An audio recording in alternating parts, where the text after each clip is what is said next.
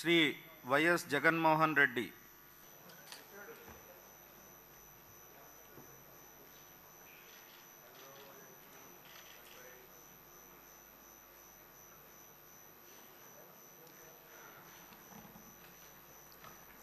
YS Jaganmohan అనే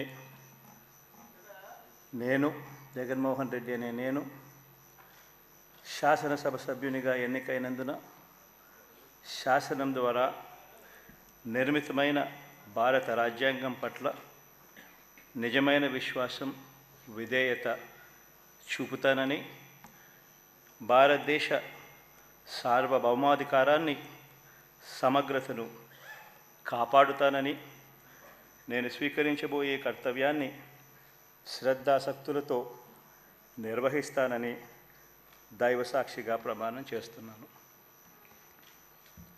ఆంధ్రప్రదేశ్ శాసనసభ సభ్యుడైన